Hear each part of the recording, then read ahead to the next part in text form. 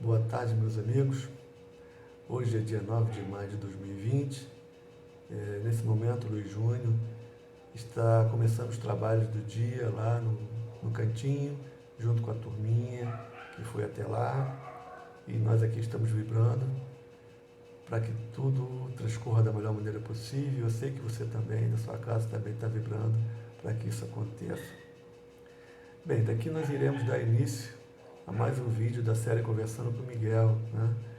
A responsabilidade do estudo de hoje está com a Fátima Lara, nossa querida amiga, que muito gentilmente aceitou o convite para participar desse trabalho. O tema dela, que ela vai trazer para nós hoje, é obediência e resignação. E não poderíamos ter um tema mais atual, né, nos dias de hoje, né, que esse. E para quem quiser se aprofundar no assunto, essas orientações que a Fátima vai trazer para nós hoje podem ser encontradas no capítulo 9 do Evangelho segundo o Espiritismo. Né? São apenas 2 palavras, né? Mas aqui em tempos de pandemia e quarentena, né, podem fazer uma grande diferença nas nossas vidas, não é mesmo? Obediência e resignação. Bem, com vocês, Fátima Lara, e um bom estudo para todos nós. Olá, amigos. Estamos aqui hoje atendendo a um pedido do dirigente do nosso cantinho para tratar com vocês sobre o item do Evangelho segundo o Espiritismo, o item 8, obediência e resignação. Esse item faz parte do capítulo 9 do Evangelho, título Bem-aventurados os que são mansos e pacíficos. E então eu vou iniciar a nossa conversa com uma pergunta. Qual o nosso objetivo aqui na Terra? Tá? Qual o objetivo da nossa reencarnação? O objetivo da nossa reencarnação é progredir moralmente, uma elevação espiritual. Para que a gente possa evoluir, nós precisamos, fazer alguma coisa e nos tornarmos homem de bem. Para nos tornarmos homem de bem, não é tão fácil assim. Então eu vou dar uma lida agora na pergunta 918, características do homem de bem. Pergunta 918 do Livro dos Espíritos, tá? Por que sinais se pode reconhecer num homem o progresso real que deve elevar o seu espírito na hierarquia espiritual? Resposta: o espírito prova a sua elevação quando todos os atos de sua vida corpórea representam a prática da lei de Deus e quando compreende antecipadamente a vida espiritual. Ou seja, o verdadeiro homem de bem é o que pratica a lei de justiça, amor e caridade. E aí, onde é que nós vamos encontrar esse norte, que possamos nos basear? O que é um homem de bem? O que podemos fazer? Está lá no Evangelho. Lá no Evangelho será através das instruções dos Espíritos, que constam no Evangelho. Trata-se de vários itens. Fala da paciência, da indulgência,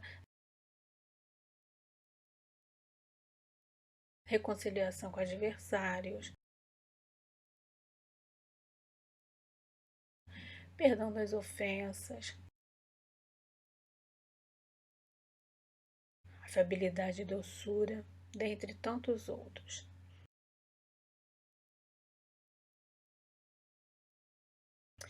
E também, nessas instruções, nós podemos verificar como fazer para lidar com esses sentimentos nossos menos nobres.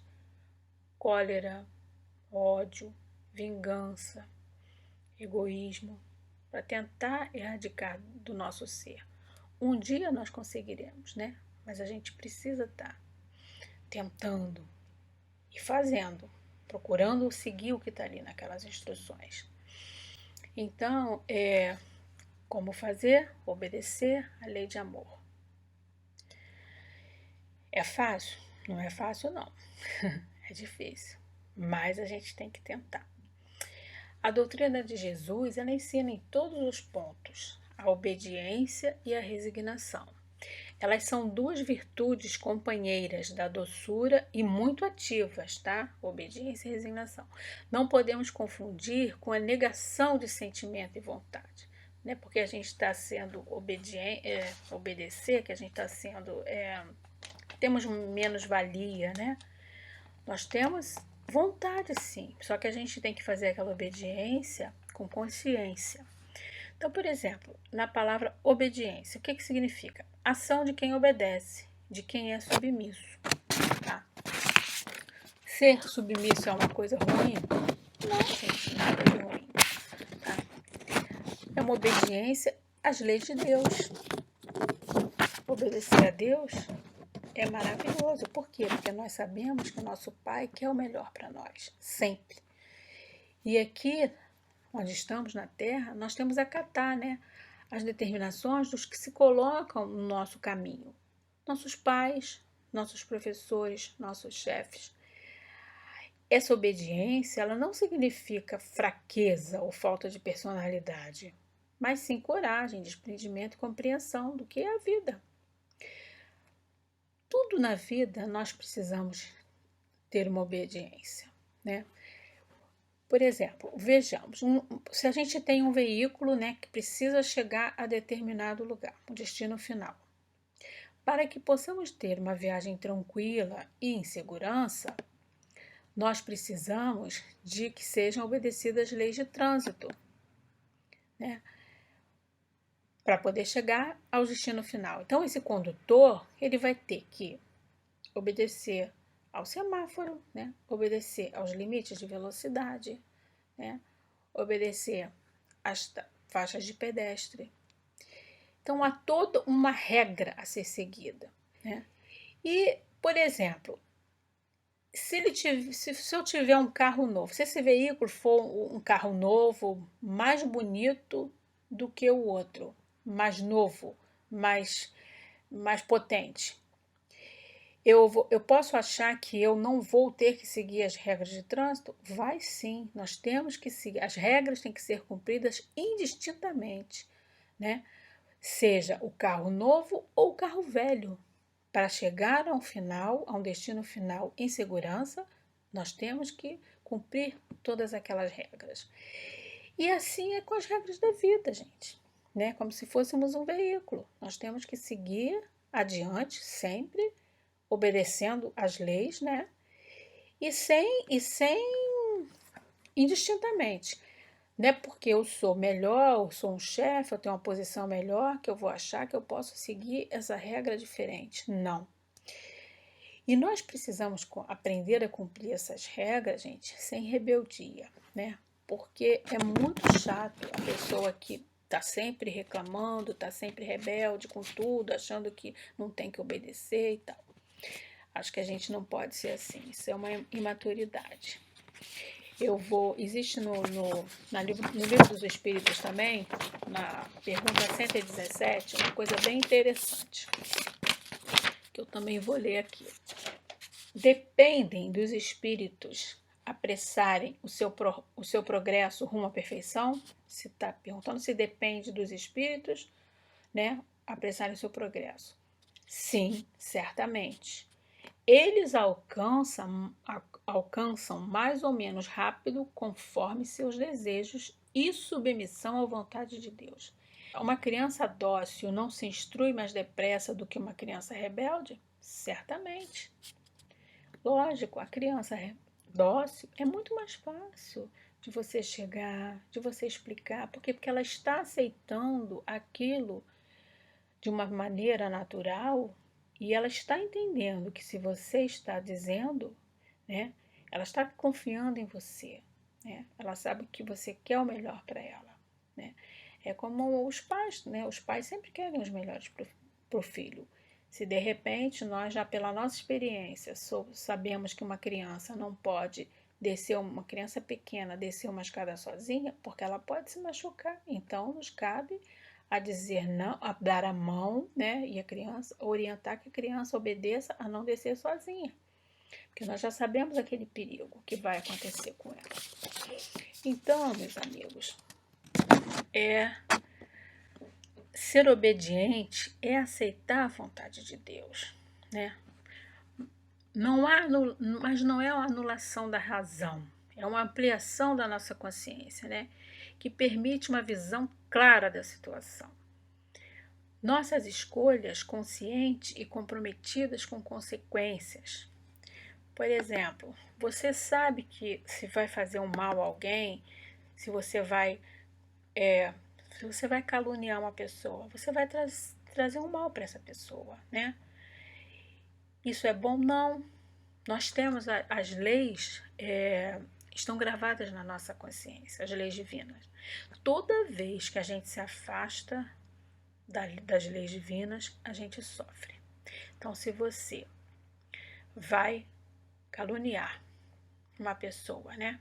Você vai trazer um mal para aquela pessoa.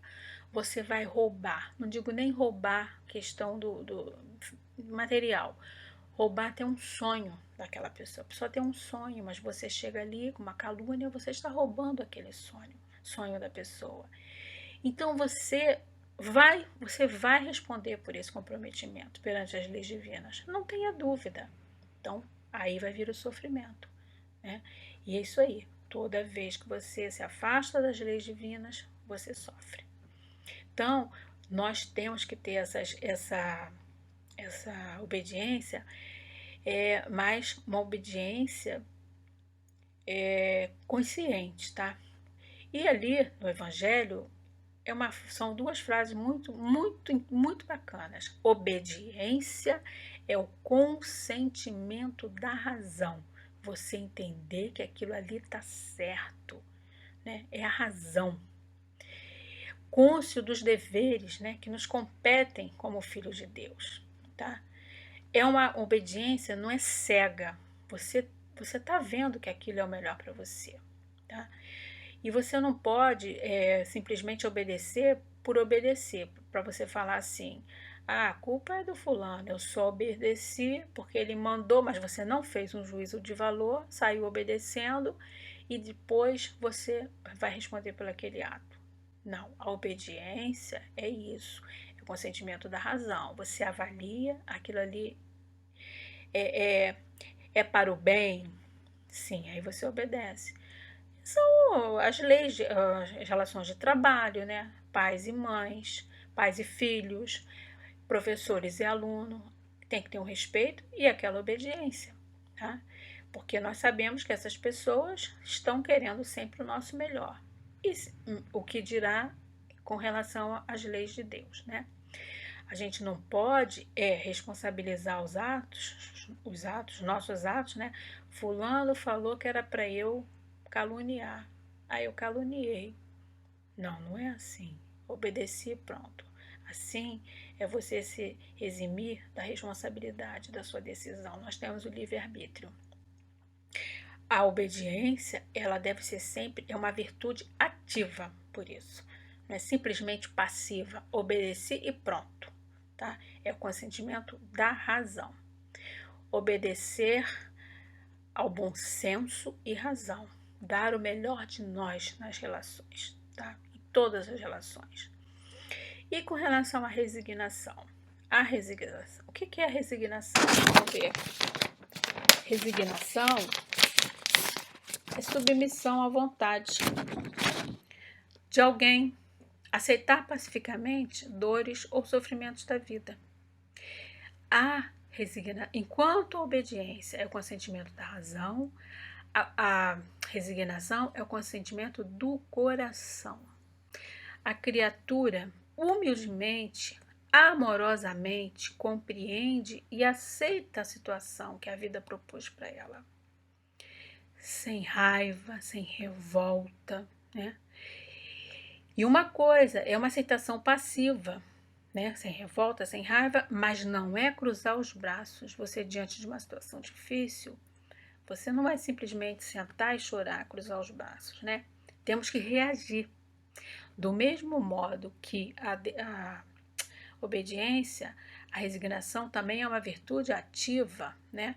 Nós não podemos nos prostrar perante aos problemas da vida, se entregar naquela atitude contemplativa dos fatos, vou desistir, e tal. Não, essas situações servem como alertas, como chamamento, né? Para que façamos uma reflexão, né? Que visa o quê? Nosso crescimento, nosso amadurecimento espiritual. Sempre é assim. Toda situação que aparece na nossa vida, dificuldade, é para o nosso crescimento. E por isso não podemos ter nem revolta, nem mágoas, buscar uma solução positiva sempre. Sempre nós crescemos, sempre nós aprendemos, né? Então, eu acho que todos nós, unanimidade, né? Ao sermos perguntados após uma passagem bem difícil na nossa vida, se nós saímos dela iguais, não, nunca, sempre estaremos melhores. E é por isso que vem essa dor. E a resignação é importantíssima, porque a partir do momento que você aceita aquela dificuldade, já é um grande passo. Tudo vai ficar melhor. Aceitar e reagir. Então, meus amigos, obediência e resignação são traços indeléveis do espírito que sabe colocar a sua confiança aonde? No poder maior de Deus. Confia sempre e age. Seguir em frente com Jesus no coração, porque assim saberemos que vai dar tudo certo. Graças a Deus.